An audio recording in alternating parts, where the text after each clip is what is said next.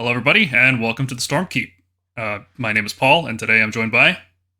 Mrigank, hey guys. So we have the very high privilege of revealing the Battlescroll for April 2023. We finally did it. We got a scoop. We got one over on everybody else, and we are going to tell you guys all the major highlights and all the implications of it. And it is pretty huge, Mrigank. It's easy. I don't think Yeah, I've it's ever seen this big of a change coming in like a quarterly update. This is crazy. oh yeah, this is gonna completely change the game. It's a good one, Kudos to the designers. Yeah, yeah. So let's just jump right into it. Uh, Yeah. Major changes. These are just like little highlights. That's all this video is because this is such a huge document. We would spend like an hour going over just what's written in there. There's so many point changes. There's so much errata. We figured we should just highlight the big ones and then let the rest of the community kind of just take it from there. Yeah. So the first big one is that the hunt is back. That's a bit of a controversial thing, I think. If you don't know what the hunt was, it creates this system where you have priority targets, and they have a reward value. So, for example, in the previous version, Stormdrake Guard were a priority target. So if you destroyed one of them, you would get an extra victory point. And it's a way to balance the game. Like the external balance of the game can change, like win rates and whatnot, without changing the points. And that's something that mostly affects internal balance. So, like, let's say Gitz are winning a lot of games right now, and maybe, we can make the squigs a priority target. That way, the internal balance of the book stays the same. Everybody brings just as many squigs as they did before. But now, whenever you kill that unit of squigs, it gives you a bonus victory point, Yep. including. And when they return, Yeah, you can kill them again for another victory point, which is excellent. right. So, I'm a little skeptical on this, but I think this is the biggest change, without a doubt. Yeah, I like this change. I Yeah. mean, I the last Hunters was a bit lackluster because it literally only affected all of our units, but I think this is much better. It was pretty much just, Stormcast are the priority targets, Yep. Does this Stormcast have -2 rend? It's on the priority target list. Pretty much. The other big change, and a lot of people are going to be very happy about this one, is that Bounty Hunters is back. But it specifically only works against units in the Galatian Veterans Battalion. So, if if people are using that battalion, then Bounty Hunters is going to make a big comeback. It's going to be pretty interesting to see if it finally kills the Battle Regiment meta. Yeah. Good battalion change, honestly. I love Bounty Hunters for my Vanquishers. Oh, it was the best. The one thing I liked the most about Bounty Hunters was putting low damage units into it, like Storm Drakes or Chariots or Vanquishers, and then suddenly they just become high damage units. That felt really good. Mm-hmm. And this is definitely the biggest errata they've ever released. Like, this is I think next to the 3rd edition launch when they put out erratas for every book, this has to be the most errata we've ever seen. So we're going to run through the big ones here. I've got a couple highlighted, but if you can think of any other ones. The biggest change is, well, Rally just got nerfed to 8 wounds max. So 8 wounds max means, if you have Hearthguard Berserkers rallying on a 4-up or Witch Elves, your opponent can only bring 8 of them back, or 4 Hearthguard Berserkers back, or if they're rallying something crazy that's like a 5 wound troll that comes back on a 5-up, they can only rally 1 troll back. This is like a really huge change. Rally was really, really oppressive for the game, so I'm glad to see this limited in what it can do, because it can often just completely swing games if it's just unlimited wounds, So I'm happy about that. What do you think? Well, it really helps Stormcast because we didn't really rally much. That wasn't a big deal for us. So if the relative rally power is normalized across the board, suddenly us rallying and only getting back 1 Fulminator on a brick of 4, that's a good result. It's not a bad result anymore. Can't rally Stormdrakes anymore. Sorry about that, Dan. Oh yeah. Oh god, I can only imagine rallying Stormdrakes back, how bad that would feel. But what I'm really excited about, Arcane Tome, no longer granting Wizard. Only allows you to cast a Mystic Shield and Arcane Bolt. And can you imagine how big of a change is? Arcane Bolt is by far the best artifact in the whole game. Every faction takes it. There is no reason for you not to take it. It's so good, even Khorne players are considering taking it. Oh, they're not just considering it. They are taking it, and they're going to be using a flaming weapon on their Bloodthirsters. It's going to be gross. Ugh. Yeah. Oh, goodness. I didn't even think of that. it doesn't really change much for us. Again, this is another like Stormcast positive thing, I'd say, because usually we're just casting Mystic Shield anyway. That's like one of our main spells. So if we still have an artifact that's just you cast Mystic Shield, like, oh no, I don't get to learn Thundershock or Celestial Blades on that hero. Like, cool, we get to retain all the power of Mystic Shield, but now we get to bring other wizards and feel good about that. It's definitely a win for us. Yep. Biggest change ever. After I think this is crazy. They decided to remove all the generic battle tactics. So instead of just saying, "Hey, here's these really hard ones," because this season has some really hard battle tactics. They said, "You know what? Just do your book ones," because they're so easy. They just let us have it. They just let us have it all. Yeah. And I'm really excited for this. I think the Stormcast battle tactics are excellent. I think there's a lot of potential with Cities of Sigmar units, so I'm excited to be able to use those battle tactics. Because that's the only ones we're going to be doing. It's definitely going to make me reconsider using some cities units that I've previously overlooked. That's definitely a big change. But I think the time is right for this now because most armies have faction battle tactics. I guess if you're, a Seraphon player or Flesh Eater Core, it's like I guess you're just screwed until you get your book, right? They have some White Dwarf tactics, but yeah. I think like literally 2 battle tactics. Yeah. But that probably explains... That's why those armies are prime hunters. That's why those armies are prime hunters. Yep. Yeah, they're just going to get victory points from killing stuff, and that's fine. Totally balanced. Mm-hmm. Yep. So yeah, those are the 3 biggest changes. There's a lot in here, guys. Seriously, but those are huge. Like thinking about the implications of those 3 changes is massive for every army. If you had an artifact in your book, I know a lot of armies feel like they didn't have an artifact and they just had the Arcane Tome, but you have other artifacts that you can use now, which is cool. Mm-hmm. There have been massive point changes.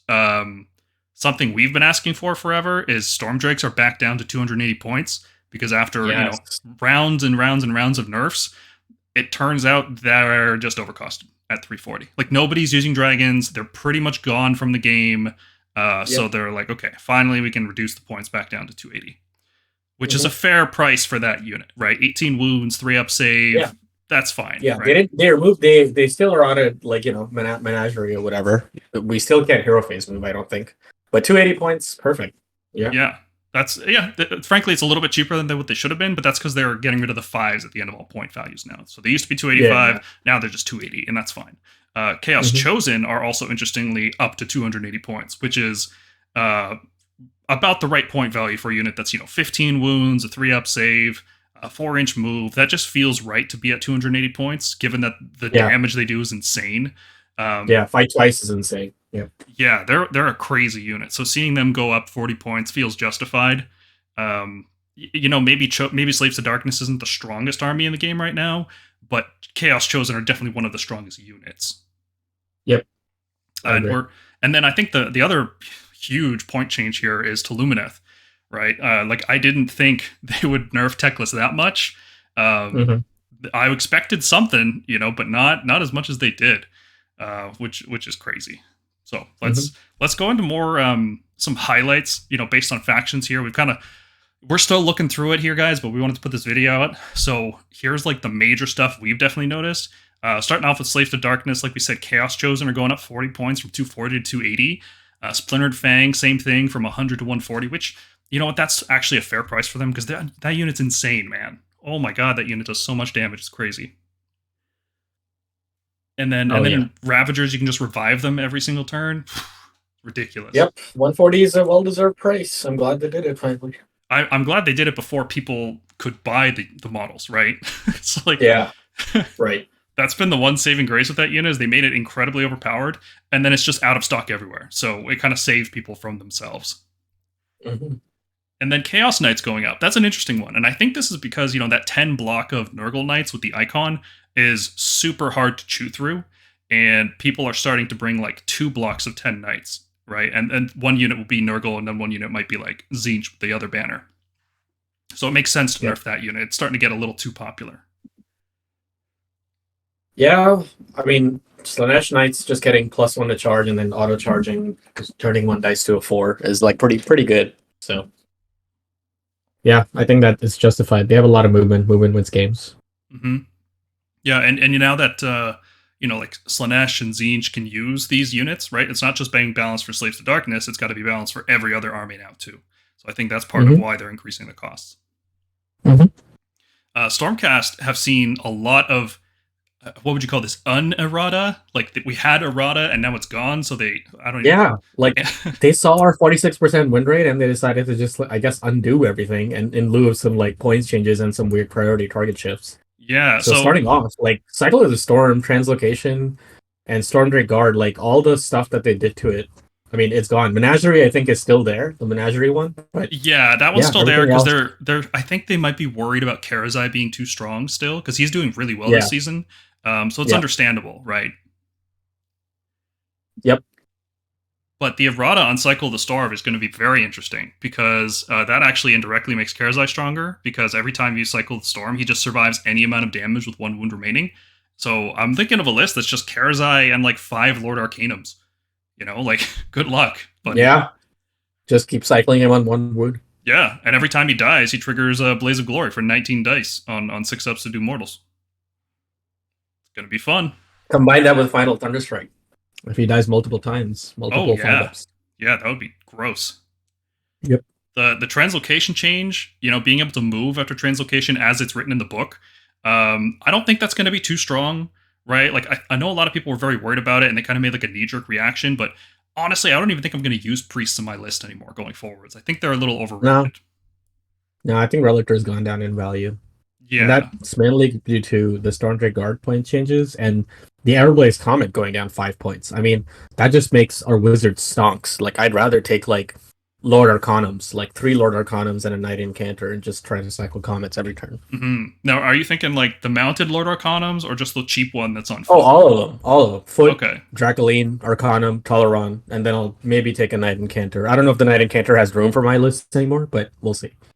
Yeah, with other wizards getting better, Incanter's looking a lot worse, frankly. Mm-hmm. So yeah, Stormdrake Guard are a big change, right? Going back down to what they should have been at all along. They can move in the hero phase again, so you don't even need to translocate them. Like, it's just not necessary. Nope. Everblaze Comet down, just 5 points. Like, it's a little weird that it's 5 points because they said they were trying to get rid of the whole, X5 thing. Super weird, but I'll take it. 5 points is 5 points, right?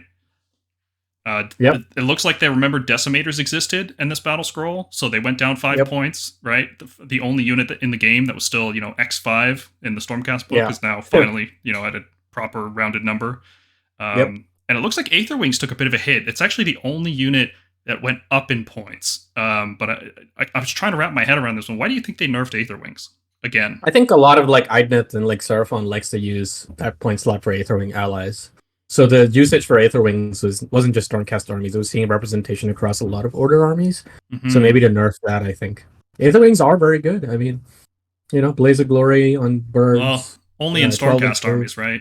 Well, yeah, but they're fast objective takers. That they're annoying. They can snipe an objective.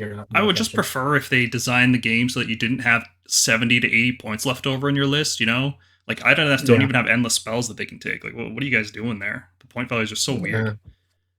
Yeah. There is a change coming that might fix that, so we'll see.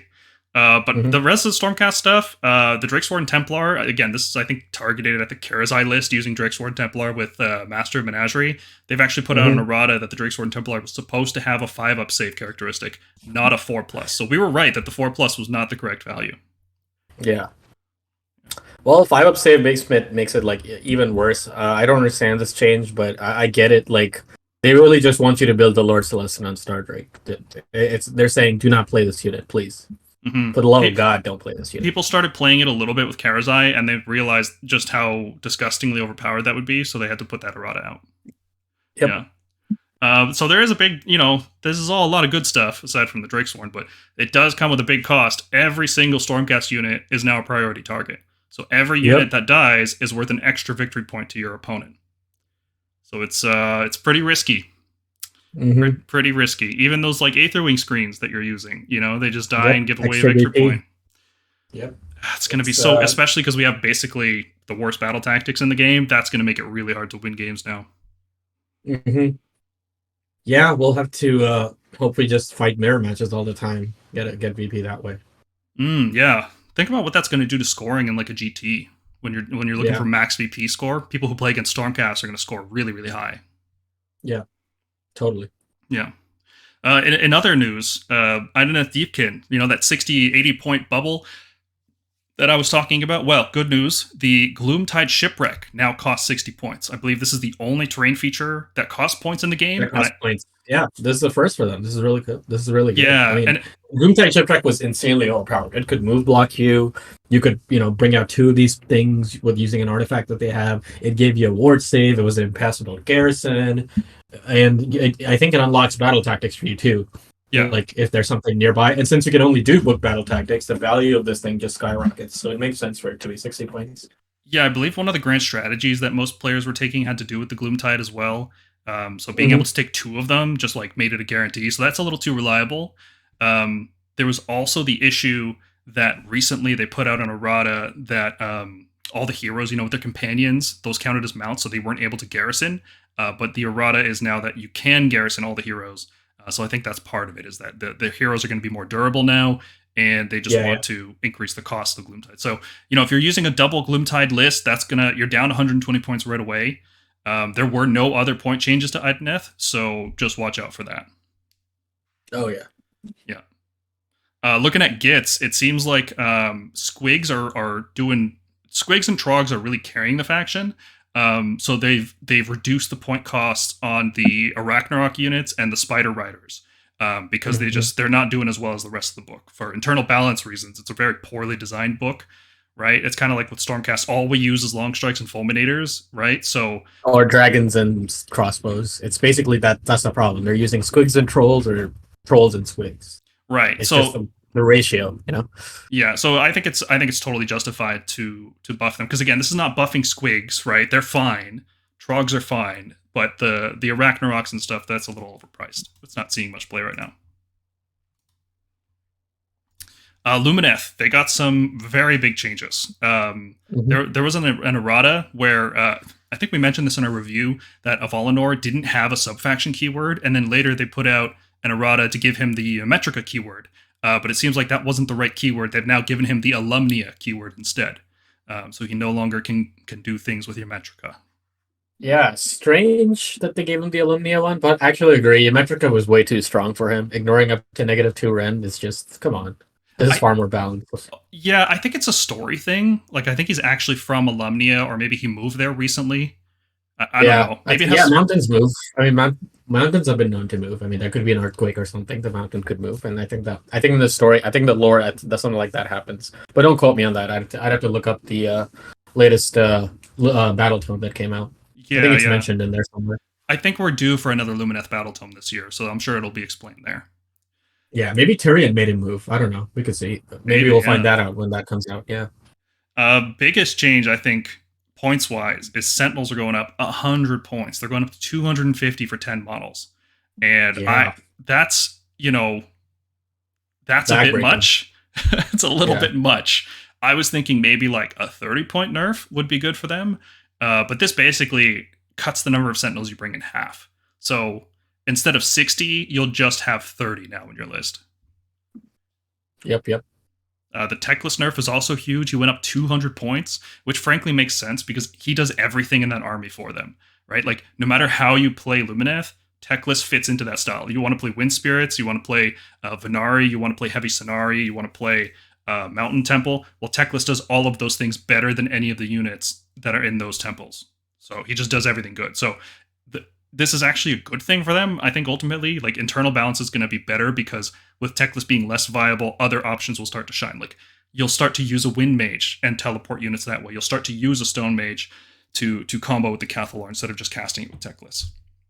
Mm-hmm. And then, it looks like in order to offset some of these nerfs, they've reduced the cost of Wind Spirits down to 230, which, I'm a little bit worried about that because Wind Spirits are one of those units that once they reach the right point value, people are going to spam them, and they're super not fun to play against, right? Like, fast shooting units are not fun. Yeah, I could see that. Yeah. But you know what? The 5-0 board, I could see them being pretty oppressive, especially in a meta where you can fly over, battle ranks and then hit someone's GCs, take them out. They're actually good GCs, right? Because they're not heroes. They're not heroes. Oh, they're not. Okay, well then this change makes sense. If they're not I heroes, then I believe they're leaders, but they're not heroes for some reason. oh wow, interesting. Yeah, yeah. It's like I the haven't opposite. read this code in so long, but yeah, that It's makes like the sense. opposite of the Hearthguard heroes that are heroes but not leaders. These guys are leaders but not heroes. Ugh. Yeah. Daughters of Cain are. I think this is there's a new battle tome coming out for them soon, and they've just renamed the faction Morathi and the Bow Snakes, which frankly Yeah, is completely accurate. So I don't think anybody's going to complain about that. no, it's literally all anyone plays. Right. Yeah. And her spear is now properly Ren D3. I love this change. I mean, it was so confusing constantly having to check, is it 2? Is it 3? What's the FAQ? What's the errata? What's the latest battle scroll? But now it's just like I know that it's variable. I can just roll in front of my opponent. And D3 always means 3 for me because I just roll really hot like all the time. Yeah. So I'm glad, it's D3. But remember, it's you have to roll for each individual attack. It's not like Oh yeah. D3 and then it's No, like but Ren that's 2 what for all keeps of my them. opponent guessing. Are they going to Exactly. engage Morathi and face 1 Ren Morathi or 3 Ren Morathi? And I think that like increases her value even more. And that makes sense, perfect sense, given how they renamed the faction. And she is like all about illusion and deception, so it's a narrative fit as well. Yep. Sylvaneth are seeing only a handful of changes. But one of them being Gossamids are getting a little bit of a point decrease here, down to what I would consider a fair point value for them. Considering they only have what are they like 10 shots and 6s do D3 mortals. Like that's not it's not that scary. So a point cost drop is fine. It would probably promote them doing something besides just Kurnoth hunters charging you and then teleporting back, which is going to be a lot harder Yeah. now because the Spite Swarm Hive requires a 5+ to activate instead of a 2+. This is a huge nerf. This Yeah. is like Slaanesh going from first edition to second edition huge. Yeah. That's how big of a I mean, nerf that +3 is. to charge is insane good. Like, effectively they're getting the Gabriel Sureheart ability, and one of the main things Sylvaneth players like really enjoy is how reliable that 2-up effect was, and how like it was really prevalent. So I guess like the studio decided that this needed to be appropriately nerfed to its effect on the game and an effect on their movement. So a 5-up I think is like perfectly balanced. I think it'll improve games. I think Sylvaneth players will enjoy using other tools in their armies because of this. Yeah, and maybe some Gossip Archers. Those might finally see play Yeah, at this new point yeah. value. Yep. And they can double reinforce them because they're so cheap now. So yeah. Can they be battle line somehow? I don't remember. I don't think so. Okay. I don't think Gossamer Archers are ever battle line. Bone Reapers. You're the Bone Reaper guy. Run us through the changes on that army. Oh yeah, I'm super excited for this. Bone Reapers is my second army after Stormcast, and the biggest change is they no longer use RDP. So no longer 6/7 RDP, and you can't spend it because there's nothing to spend it on because each command can really only be issued once. They use command abilities. They get command points now. Congrats, guys! We made it. We are finally playing 3.0. I like this change. All out defense is good. Redeploys are nice. Rerolling charges is ace. That was the one thing I absolutely hated doing at my Bone Reapers was not being able to reroll charges and just failing like 4-inch charges constantly. But this does come with some downsides. Points haven't increased across the board. Off the top of my head, I think Immortec Guard are like 200 for like 10 models now. I think Catacross went to like a 700 point unit. Stalkers went to like 300 points because they realized like having -4 rend on a unit is really good. So It's pretty good. That's Yeah. kind of bad, but it I see it justified because I couldn't believe this, but every single character and every single unit in our book can now shield wall, even the Mortec Crawler. I don't know how they justified it. Maybe the crew just grabs that giant shield that's on the front of the catapult and they just like hold it up or something. But every single one of our units can now reroll saves, which is insanely good.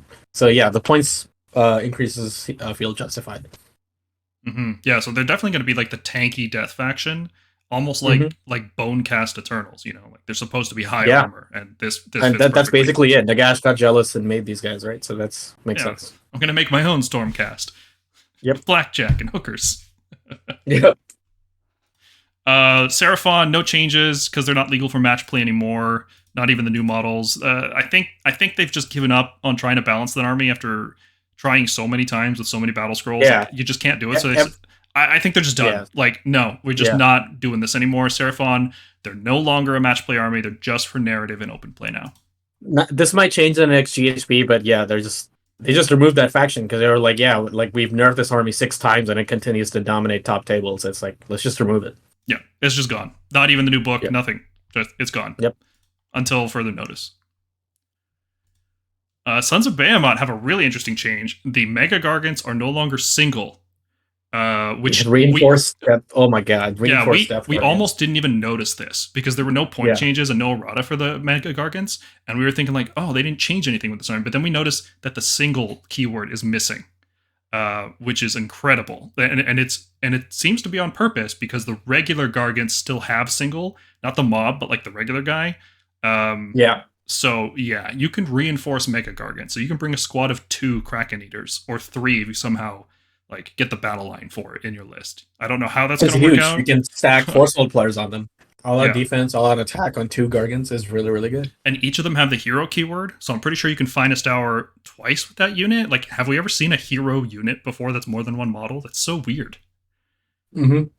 Yeah, that is. It's a little strange. And they can, and both of them can use a Monstrous Rampage, right? Because they don't have that clause like Stormdrake Guard do, where only 1 model can do it.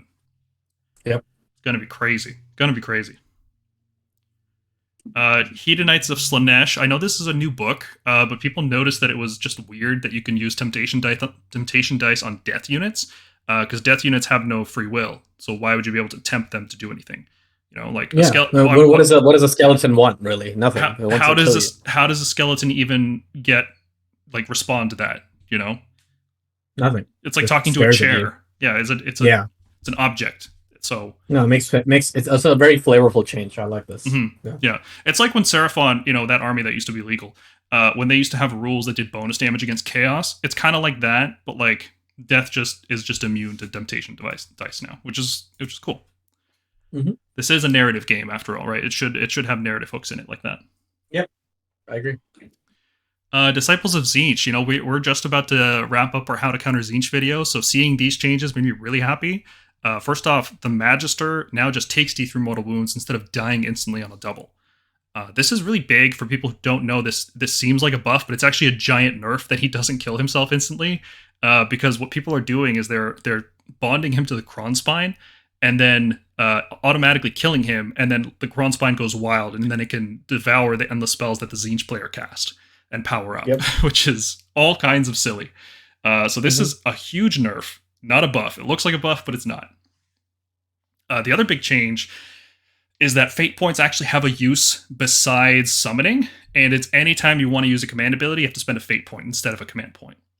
This is really good, because now it makes the Tzeentch player actually wonder, do I want to save fate points for all out defense, all out attack, or do I want to summon a Lord of Chain? Yeah, I like this change. Yeah, so like, you know, Slaanesh has to burn away its depravity points to summon demons, and then, you know, loses its bonuses. Khorne can choose either summon demons or have more tithe rewards from that table. Tzeentch was kind of the one that didn't really have an opportunity cost, and it was really easy to generate them. Like Nurgle has to try really hard to get them. Tzeentch basically did it. They need to control like board quarters. Yeah, this is just Tzeentch just happened. That was the problem. Yeah. So this seems like a fair change, and I think it's a new direction for the army to go in, and it kind of makes sense. Like you're scheming, you're plotting, and you're kind of using that to command your guys. Mixing magic and strategy together is kind of a cool angle. With Soulblight Gravelords, they finally fixed that typo where some of the leaders weren't unique. Right? You may have noticed that the last couple games I had against Soulblight, their heroes had enhancements, and I was like, what the hell? That doesn't make any sense. All Soulblight heroes are supposed to be unique. So like, how is this happening? So see, you know, we sent that in, and it seems like they fixed that problem. Yeah. And the last one here, I think this is something that you personally suggested. So you want to run through it and why you went to the trouble to contact GW for this? Yeah, I guess they looked at the Cockatrice and they were like, well, people really like the Cockatrice effect. It's for 105 points. It's perfectly balanced. It really reduces the impact of these Alpha Strike melee armies that were just dominating the game. And they were like, yeah, no, everyone should have it, because Chaos sure as hell was allying it in everywhere. You know, there wasn't a single Chaos list I wasn't seeing for a while that didn't have a Cockatrice in it. So it's only fair that everyone else can do it. Yeah, I'm really looking forward to fighting like Kragnos and Stonehorns with a Cockatrice in the list. I think that's going to be a lot of fun. Yep. And it's such a great model too. So yeah, it's great to see it everywhere. It's a classic throwback model. I love it. So these are just the major highlights from the battle scroll. There's going to be a link in the description below where you can go check out all the changes. Thank you everybody for watching, especially to our Patreon supporters. If you think we missed anything or we're lacking in our analysis, just leave a comment down below. Jump into our Discord server. We talk about Age of Sigmar all the time. Post your battle reports, your models. We have community contests for painting contests and things like that. You can consider supporting us by becoming a member on YouTube or joining us at patreon.com/Stormkeep. And I just want to give you guys a quick rundown. We have a lot of stuff coming down the pipeline. I may have mentioned earlier in this video, we've got a How to Counter tzeentch coming. We've got 2 quick reviews for Slaanesh and Caradron, and then full reviews coming for Blades of Khorne, Bone Reapers, and Seraphon. And then we start our list spotlight series with Stormcast Beginner Competitive List. So feel free to jump into the Discord, and we will see you in the next one. See you guys.